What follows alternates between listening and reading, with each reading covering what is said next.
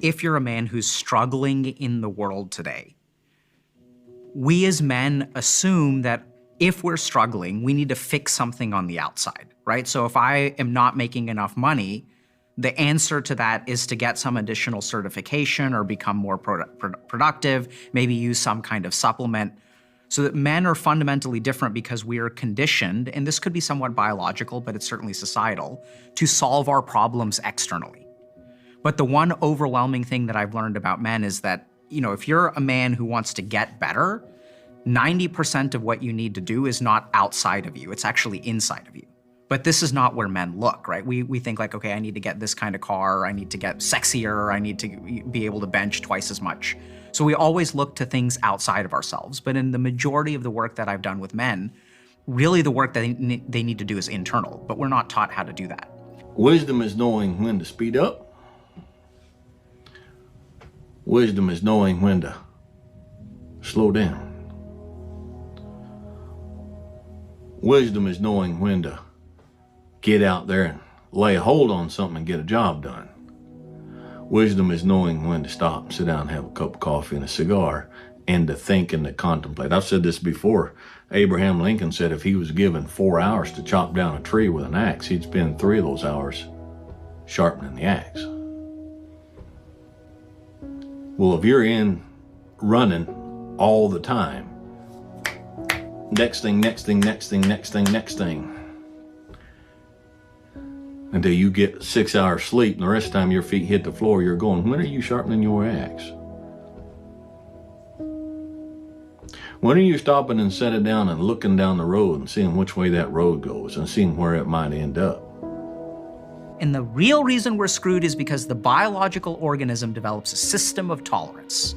So right now you've got 10 million followers, and then you're gonna need more, and then you're gonna need more, and then you're gonna need more. We're gonna need more intense pornography, we're gonna need more intense video games, we're gonna need more exciting TV shows. So the nature of the human organism is to adapt to its surroundings, which is why you will never succeed if you are relying on the outside world to make you happy, because you will just want more and more and more. And what helps you achieve happiness comes from in here. That's why it's so hard for everyone. What advice do you have? Learn to act on stage. Don't rely on social media. Put it down, turn it off, shut up, be quiet, learn, read, relax, get better. First part of your life you learn, second part of your life you earn, third part of your life you return. Can you be my therapist? I already am. Chill out. Just chill out. Embrace the process. You say, Dwayne, what process? Life. Life. Embrace the journey and the process of life. You only get stronger hiking by going uphill. Nobody gets stronger hiking by just going downhill. Your best may not be the best, but it's the best that you can do. In your life, if you do not do what you cannot do, there's no problem. But if you do not do what you can do, you're a disaster. But the moment your thought, your emotion is tripping you all the time, you will not even do what you can do, isn't it? What do you think about every kid getting a trophy for something, whether they achieve something or not, especially in sports? Oh, well, that's how they pound individual exceptionalism out of the populace, right? You're a bad person if you win now. If you win too much, you're a bad person.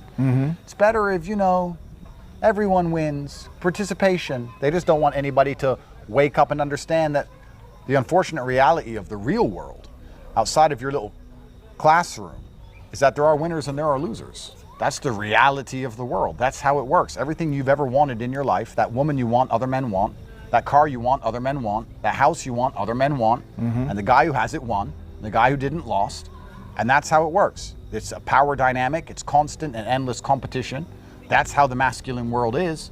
If you want to add a little extra meaning, a little extra spark, a little extra depth to your relationship with whoever, start treating them as well as you treat strangers.